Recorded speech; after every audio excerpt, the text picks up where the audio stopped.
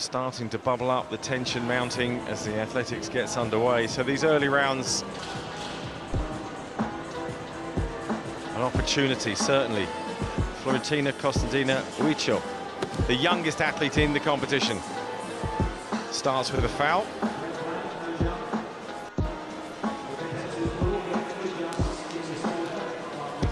Early days, trying to find a runway, find the rhythm out here, a little bit of nervousness.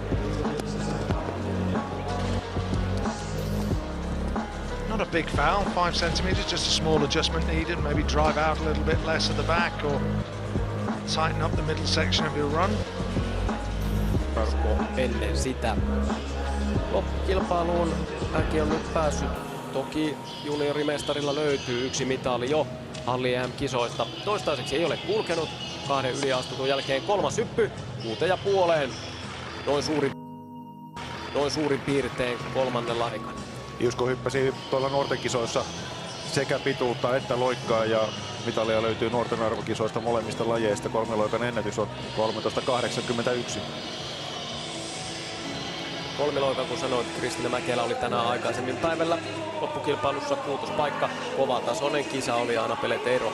Hyppäsi päälle 14.70 ja tappasi kultamitali itselleen. Hermannin tavallaan isot, kovat.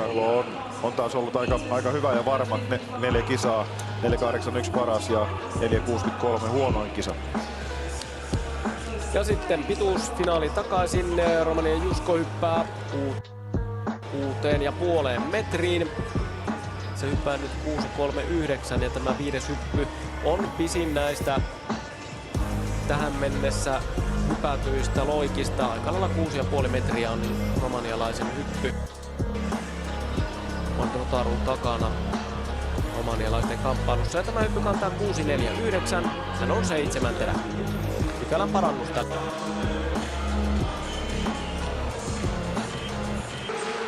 I suspect there's some more drama to come here.